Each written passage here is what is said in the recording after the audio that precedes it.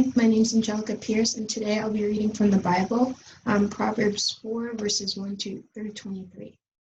Get wisdom at any cost. Listen, my children, to a father's instruction. Pay attention and gain understanding. I give you sound learning, so do not forsake my teaching. For I too was a child to my father, still tender and cherished by my mother. Then he taught me, and he said to me, take hold of my words with all your heart. Keep my commands, and you will live. Get wisdom, get understanding. Do not forget my words or turn away from them. Do not forsake wisdom, and she will protect you. Love her, and she will watch over you. The beginning of wisdom is this: get wisdom. Though it costs all you have, get understanding. Cherish her, and she will exalt you. Embrace her, and she will honor you. She will give you a garland to grace your head and present you with a glorious crown. Listen, my children, accept what I say, and the years of your life will be many. I instruct you in the way of wisdom and lead you along straight paths. When you walk, your steps will not be hampered. When you run, you will not stumble. Hold on to instruction. Do not let it go. Guard it well, for it is your life. Do not set foot on the path of the wicked or walk in the way of evildoers. Avoid it. Do not travel on it. Turn away from it and go on your way. For they cannot rest until they do evil. They are robbed of sleep till they make someone stumble. They eat the bread of wickedness and drink the wine of violence. The path of the righteous is like the morning sun, shining ever brighter to the full light of day. The way of the wicked is like deep darkness. They do not know what makes them stumble. My son, my children, pay attention to what I say. Turn your ear to my words. Do not let them out of your sight. Keep them within your heart, for they are the life to those who find them and the health to one's whole body. Above all else, guard your heart, for everything you do flows from it. Hello, my name is Alex Milanowski, and I'm a freshman taking Writing About Black Culture with Miss Campbell. This is an excerpt from the 2010 novel, The Immortal Life of Henrietta Lacks by Rebecca Skloot. The Tuskegee Institute set up facilities to mass produce Henrietta cells and began shipping 20,000 tubes of HeLa, about 6 trillion cells every week. And soon, a multi-billion-dollar industry selling human biological materials was born. HeLa cells allowed researchers to perform experiments that would have been impossible with a living human. Scientists exposed them to toxins, radiation, and infections. They bombarded them with drugs, hoping to find one that would kill malignant cells without destroying normal ones. They studied immune suppression and cancer growth by injecting HeLa into rats with weak immune systems who developed malignant tumors much like Henrietta's. And if the cells died in the process, it didn't matter. Scientists could just go back to their eternally growing HeLa stock and start over again. But those cells grew as powerfully in Henrietta's body as they did in the lab. Within months of her diagnosis, tumors had taken over almost every organ in her body. Henrietta died on October 4th, 1951, leaving 5 children behind, knowing nothing about her cells growing in laboratories around the world. Henrietta's husband and children wouldn't find out about those cells until 25 years later, when researchers from Johns Hopkins decided to track down Henrietta's family to do their research on them to learn more about HeLa. When Henrietta's children learned of HeLa, they were consumed with questions. Had scientists killed their mother to harvest her cells? Were clones of their mother walking the streets of cities around the world? And if Henrietta was so vital to medicine, why couldn't they afford health insurance? Today, in Baltimore, her family still wrestles with feelings of betrayal and fear, but also pride. As her daughter Deborah once whispered to a vial of her mother's cells, "You're famous, just nobody knows it."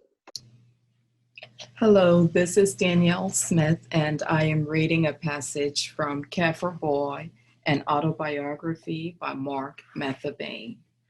And here is my reading. Since I was 4 years old, I had held dear my mother's protracted and impassioned urges to keep on fighting, to keep on trying regardless, to never succumb to poverty, fear, pain, and suffering, to study hard and to keep on knocking at the doors of opportunity and patiently wait for them to open eventually.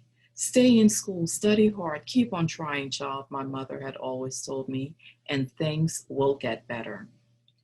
But that lone winter afternoon, my fighting spirit had ebbed to an all-time low.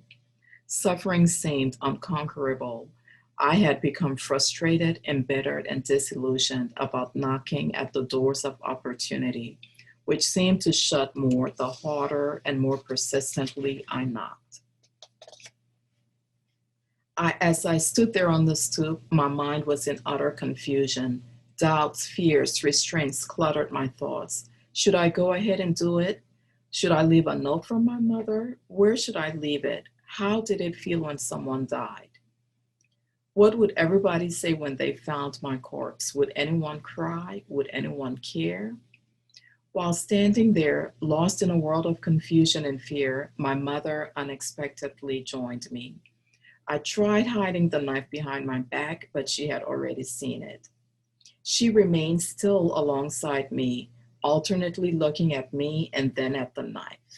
I dropped my eyes. A few moments passed in silence. She still didn't say anything, seemingly waiting for me to say something, and why I was trembling. After a long while, I said in a soft, trembling voice, "Mama, what would happen if I were to die? Would anybody miss me? Would anybody care? Will it matter to anyone?" As I said that, an expression of deep concern swept my mother's face. She didn't say anything for a long time. She seemed deep in thought. Finally, in a surprisingly calm voice, she said, "Look at your sisters over there." I looked at them, twirling little sticks inside tins filled with mud. They seemed lost in their own little world of mud. "They'll miss you very much," my mother sighed deeply.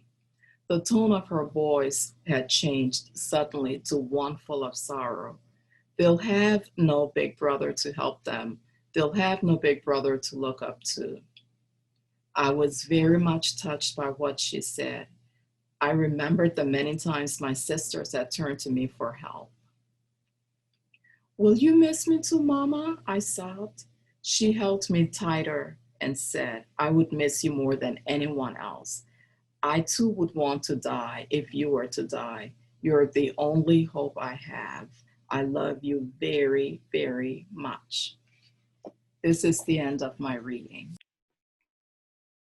Hello, I'm Lavelle Anderson, and I'll be reading from James Baldwin's If Beale Street Could Talk. Fonnie takes my hand in his. "Hello," he says. I say, "Hello.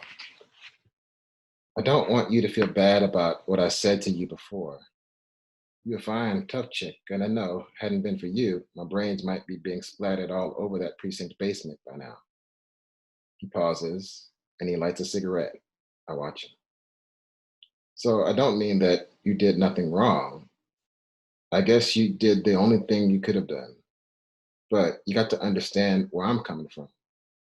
He takes my hand between his again. "We live in a nation of pigs and murderers. I'm scared every time you're out of my sight. And maybe what happened just now was my fault, because I should never have left you alone at that vegetable stand. But I was just so happy, about the loft. I wasn't thinking. Funny, I've been to that vegetable stand 100 times. Nothing like that ever happened before. I've got to take care of you, of us. You can't go everywhere I go. How is it your fault? That was just some broken down junkie, some broken down white American," Fonnie says. "Well, it's still not your fault." He smiles at me. "They got us in a trick bag, baby. It's hard, but I just want for you to bear in mind that they can make us lose each other by putting me in the shit. Or they can try to make us lose each other by making you try to protect me from it. See what I mean?" "Yes," I said finally. "I see what you mean. And I know that that's true."